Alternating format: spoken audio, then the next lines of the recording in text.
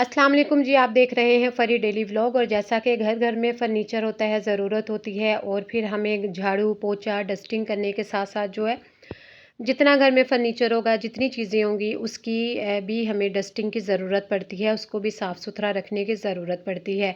और कुछ घरों में जो फ़र्नीचर है वो बिल्कुल प्लेन सिंपल होता है, वो तो आसान होता है उसको साफ़ करना। लेकिन कुछ जो होते हैं, जिस तरह से आप देख रहे हैं मेरे घर में भी काफ़ी चीज़ें जो हैं, इस तरह से डिज़ाइनिंग वाली हैं। ये डिज़ाइन हमें अच्छे तो लगते हैं, लेकिन ये होता है कि इनको जो है ना साफ़-सुथरा रखना और इनकी देखभाल करना ज़रा मुश्किल काम होता है। क्योंकि यहाँ पर ये देखें, इसकी छोटी-छोटी डिज़ाइनिंग है। अब ये डाइनिंग की चेयर्स हैं, इनके देखें जो बैक इसकी टेक है और यहाँ पर जो डिज़ाइन बना है ना, ऊपर से तो बिल्कुल ईज़िली साफ़ हो जाती है, लेकिन ये जो होल्स है ना, यहाँ तक फिंगर्स के साथ और कपड़े का जो है, वो हम डस्टर के साथ अच्छी तरह से जो मैल है ना, इसकी जो मिट्टी वग़ैरह वो साफ़ नहीं कर सकते। तो आज मैं आपको बताऊंगी बहुत ही अच्छा सा और बहुत ही इजी तरीका। तो चलिए, उससे पहले वीडियो को आप लोगों से रिक्वेस्ट है कि चैनल को सब्सक्राइब कर ले, बेल आइकन के बटन को लाजमी प्रेस कर ले और मुझे बताइएगा कि आप भी क्या यही तरीका यूज़ करती हैं, या अगर कोई और है तो प्लीज़ मुझे ज़रूर कमेंट बॉक्स में कमेंट कीजिएगा। जी, तो यहाँ पर मैंने एक मग में ना सिंपली मैंने पानी ले लिया है। पानी में मैंने, आपने कोई सा भी डिश वॉश लिक्विड है या फिर डिश वॉश लिक्विड घर में नहीं है तो आपने हैंड वॉश लिक्विड ले लें, ठीक है। बिल्कुल उसके 3 से 4 ड्रॉप्स ऐड करने हैं। उसके अलावा हमने ले लेना है एक पुराना टूथब्रश और उसकी मदद से हमने क्या करना है, इस तरह से साफ़ करेंगे। सूखे कपड़े से पहले हल्का सा उसको झाड़ ले चीज़ों को, उसके बाद ना इसको डिप करेंगे अपने लिक्विड में और ब्रश की मदद से तमाम होल्स जहाँ जहाँ ये डिज़ाइनिंग है, जिस तरह की आपके फर्नीचर की चीज़ों की डिज़ाइनिंग है, उसको हम साफ़ करते जाएंगे। यकीन करें कि इस तरह से ना हमें एक मंथली एक दफ़ा साफ़ कर लेंगे तो हमें काफ़ी ईजी हो जाएगा और फिर जो हमारी जो लकड़ी की चीज़ें हैं वो बिल्कुल नीट एंड क्लीन और साफ़ सुथरा दिखाई देंगी। यहाँ पर जो टूथब्रश है वो बिल्कुल साफ़ था। उसके बाद जब मैंने इसको ब्रश की मदद से साफ़ करना शुरू किया, होल्स में से डिज़ाइनिंग में से इतनी ज़्यादा डस्ट थी कि ब्रश जो है वो भी बिल्कुल काला और डस्टी हो गया था। उसके बाद जी मैंने क्या किया, उसके बाद मैंने बिल्कुल एक सूखा कपड़ा, साफ़ कपड़ा लेकर उसको गीला करके उसको अच्छे से निचोड़ के और फिर मैंने हाथों की मदद से इसको हम साफ़ कर लेंगे, होल्स में भी फिंगर्स की मदद से। और साइड चेंज कर करके कपड़े की, तो पूरा ये बिल्कुल चेयर्स इसी तरह से साफ़ होंगी। 6 चेयर्स हैं इसकी, तो 6 के 6 को ही मैं इसी तरीके के साथ साफ़ कर लूँगी तो बिल्कुल ये नीट एंड क्लीन हो गई है। बाकी मैंने सोफ़ा साफ़ करने का फैब्रिक वाला आपको तरीका बताया हुआ है, अगर नहीं किसी ने देखा तो वो मैं ऊपर डिस्क्रिप्शन बॉक्स में उसका लिंक दे दूँगी, आप ज़रूर उसको भी देखिएगा कि किस तरह से हम नीट कर सकते हैं। अच्छा जी, यहाँ पर ये देखें, ये मेरा बेड भी इसी तरह से डिज़ाइनिंग वाला है, ड्रेसिंग टेबल भी, जो चीज़ें आपके घर में इस तरह से डिज़ाइनिंग वाली होंगी ना, हम उनको इसी तरह से साफ़ करेंगे। अब यहाँ पर ये देखिए, ऊपर-ऊपर से तो साफ़ लगता है, ये यकीन करें कि ये जो मेरा फर्नीचर है, इसको 14 ईयर्स यानी कि 14 साल हो गए हैं।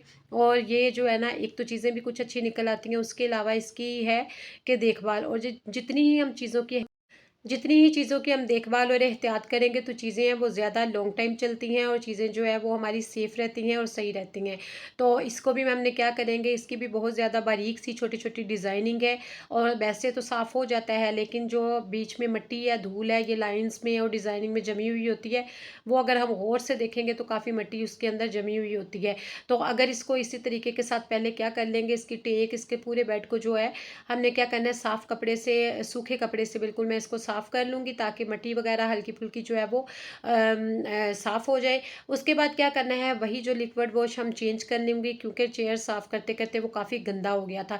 ये देखिए, ये बारीक डिज़ाइनिंग है, यहाँ पर फिंगर्स की मदद से बिल्कुल जो मिट्टी वहाँ-वहाँ पर रह जाती है हिस्सों में जहाँ पर हम ईज़िली से साफ़ नहीं कर सकते। तो क्या करूँगी, उसी लिक्विड को नया बनाऊँगी थोड़ा-थोड़ा करके और फिर मैं बेड का जो है टूथब्रश की मदद से उसी तरह डिज़ाइनिंग, जिस तरह से मैंने चेयर्स की डिज़ाइनिंग को साफ़ किया था, ये देखिए इसी तरह से मैं ब्रश को साफ़ करती जाऊँगी और साथ ही मैं इसी लिक्विड की मदद से पूरे बेड की जो टेक है, डिज़ाइनिंग वाले पार्ट्स हैं सारे जो है, ये मैं इसी तरह से जो डायरेक्शन, जिस डायरेक्शन में लाइनिंग या डिज़ाइनिंग होगी उसी डायरेक्शन में हम ब्रश की मदद से साफ़ करते जाएंगे। उसके बाद क्या करूँगी, उसके बाद वही गीला कपड़ा जो लेकर उसको अच्छे से धो के, निचोड़ के और फिर उसकी मदद से हम पूरे फर्नीचर को साफ़ कर लेंगे।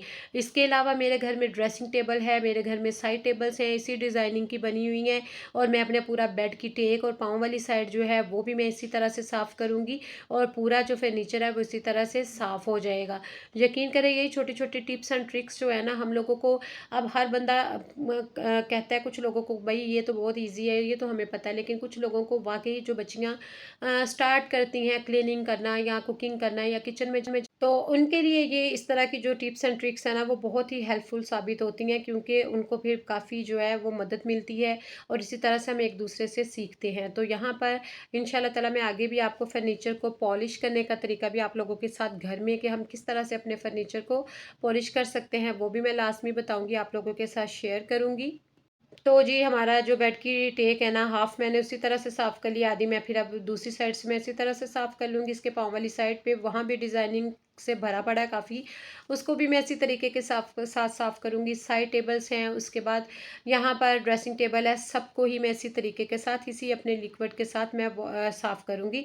तो बेड जो है हमारा साफ़ हो जाएगा और 1 मंथ तो ईज़िली गुज़र जाएगा। लेकिन जितनी ज़ाहिर है जी, रूम्स की, घरों की खिड़कियाँ खुली हुई होती हैं तो डस्ट बहुत आती है और 15 दिन हफ्ते बाद वैसे तो ये फर्नीचर जो है डेली के डेली डस्टिंग होती है, लेकिन जिस इस तरह से जो डीप क्लीनिंग है ना इसकी वो नहीं होती। वो मंथली एक ही दफ़ा काफ़ी है, एक दिन कर लें तो आपका महीना आराम से गुजर जाएगा, लेकिन कर ज़रूर लें। और बाकी जो है आस्ता आस्ता तो डस्टिंग और जो काम है सफाई सुथराई का वो तो डेली के डेली ही चलता है। तो होपफुली ये आपको बहुत अच्छी वीडियो लगी होगी आज की। अगर अच्छी लगी है तो लाजमी कमेंट्स में कमेंट करना मत भूलिएगा। ड्रेसिंग टेबल की सफाई करनी और शीशे को साफ़ करना। शीशे को इंशाल्लाह ताला मैं किसी वीडियो में आपको वो अलग से वीडियो बनाऊंगी। आज मैं बस आपको यही था कि डिज़ाइन वाला फर्नीचर किस तरह से हम साफ़ कर सकते हैं घर में इजीली। और बाकी ये है कि डेली के डेली जो काम चलता है वो तो चलता है, लेकिन इस तरह की जो बारीक डिज़ाइनिंग होती है या हर तरह की डिफरेंट होती है कुछ घरों में, तो वो हम किस तरह से साफ़ करें। सिंपल फर्नीचर को साफ़ करना आसान होता है, ये भले मुश्किल होता है लेकिन नामुमकिन नहीं। तो थोड़ी सी एफर्ट करके और थोड़ी सी जो है ना दिमाग यूज़ करके तो हम लोग इस तरह से साफ़ कर सकते हैं। ओके, दुआ में याद रखिएगा। Take care. अल्लाह हाफ़िज़। Bye bye.